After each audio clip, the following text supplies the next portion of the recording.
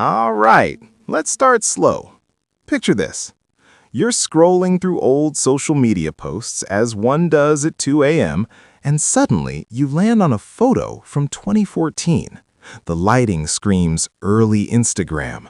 The vibes are very filtered wine bar. And there's this caption.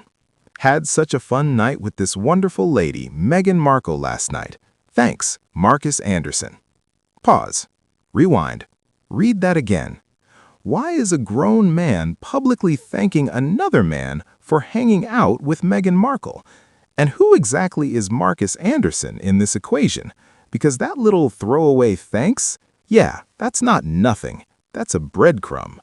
And once you notice it, you start seeing Marcus Anderson everywhere. And then suddenly, nowhere. Fast forward to December 2025. Meghan Markle is relaunching herself again, this time as the warm, compassionate, authentic Duchess next door. Netflix cameras, lifestyle branding, carefully lit kitchens, soft music. With love, Meghan. And yet, the one person who arguably knows more about her rise than anyone else on earth is missing. Marcus Anderson is gone. Not referenced, not interviewed, not even politely name-dropped. And that silence, that's the loudest part of this entire story. So buckle up. And yeah, if you like deep dives like this, hit subscribe now, because this one gets uncomfortable. Let's start with what we can verify, because otherwise people scream conspiracy and close the video. Marcus Anderson and Meghan Markle met around 2011 in Toronto. Meghan was filming Suits, Marcus was working at Soho House. Not as a guest, not as a random hanger-on, but as staff who would eventually become global membership director. That's not a job you get by accident. Soho House, for anyone pretending it's just a fancy bar, is not just a club. It's a gatekeeping machine. It's where billionaires, royalty, politicians, Hollywood execs, and aspiring creatives all mix in candlelight and plausible deniability. And Marcus? Marcus was the guy who decided who belonged. By 2016, Meghan publicly posts this on Instagram about him.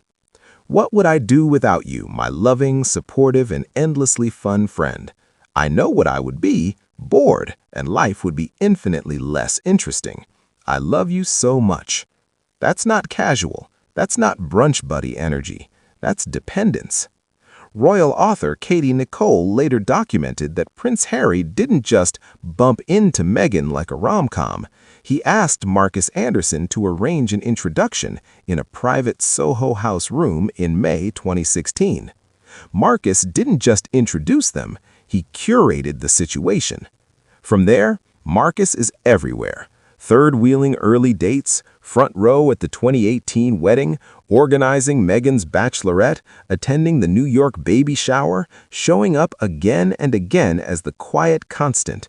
For years, royal commentators openly called him the second most important man in Meghan's life. And now, he's missing. No Netflix appearance, no behind-the-scenes anecdote, no "my dear friend Marcus" moment. And sources say he won't be in season 2 either. Explain that to me like I'm 5. You don't erase your closest confidant from a show about your authentic life unless that person complicates the story you're trying to sell. Now here's where things get spicy. Author Kirby Summers, love her or hate her, documented something that mainstream media really doesn't like touching. A photograph exists from 2001, Phuket, Thailand, on a yacht. Prince Andrew is there, and standing with him, a man believed to be Marcus Anderson. Read that again. That is 15 years before Meghan Markle allegedly met any royal through Harry. Now, to be clear, not everything Summers writes is court-certified fact, but the photo exists, and Anderson's documented rise in elite networking circles exists, and his access to royal-level introductions exists. Those 3 things are not debated. So here's the question nobody wants to ask out loud. Was Marcus Anderson connecting Meghan to elite circles long before Prince Harry ever entered the picture? Because if that's true, the entire fairy tale collapses. Think about the timeline. Between 2004 and 2011, Meghan Markle is a struggling actress. Deal or no deal, minor roles, no major wealth.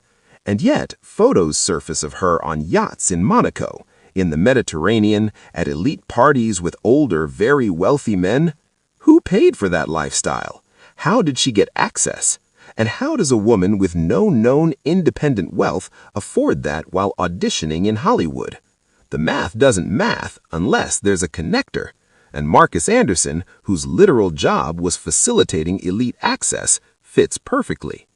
Now, let's talk about Marcus himself, because his background raises eyebrows too. Reportedly born around 1978 in Peterborough, Ontario, Prince Andrew attended Lakefield College in Peterborough in 1977. Same place, same time.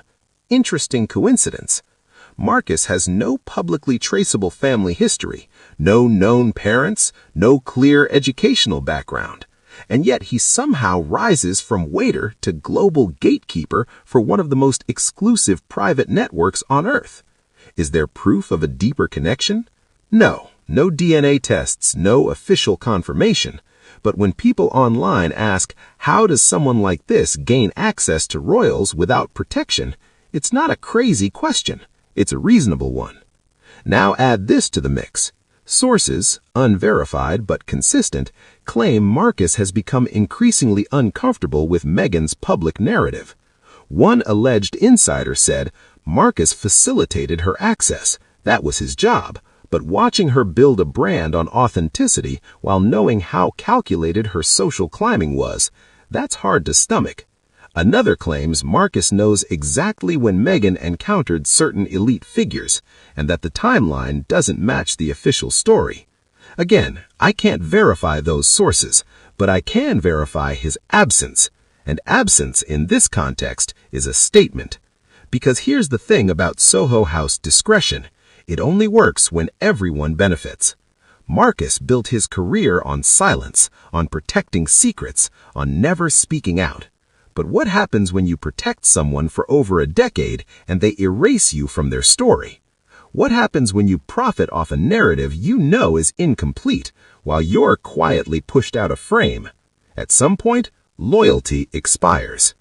Now, people love focusing on the affair rumors, the Paris Fashion Week photos, the real husband jokes online.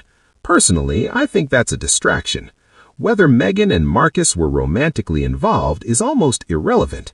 The real question is what Marcus knows about her pre-Harry networking, who she met, how she met them, and what role elite male relationships played in her rise.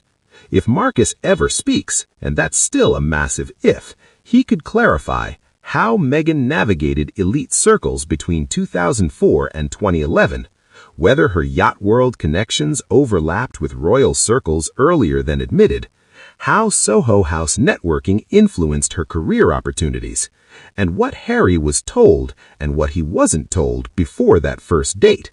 And if that happens, the chance love story becomes orchestration. The hard-working actress narrative becomes complicated, and the carefully curated authentic brand cracks. Right now, we're in a strange limbo. Marcus Anderson is silent, but visibly gone. Meghan Markle is louder than ever, but missing her most important witness. And history tells us something simple. When the person who knows your secrets disappears at the exact moment you're selling truth, it's not an accident. Whether Marcus speaks tomorrow, next year, or never, the questions aren't going away. And until someone with first-hand knowledge fills in the gaps, this remains one of the most fascinating, calculated, and unfinished stories in modern royal history. If you made it this far, drop a comment. I really want to know what you think is going on here. Like the video if this gave you a few wait, hold on moments. Subscribe if you want more deep dives without the sugarcoating. And as always, thanks for hanging out with me. I genuinely appreciate you being here.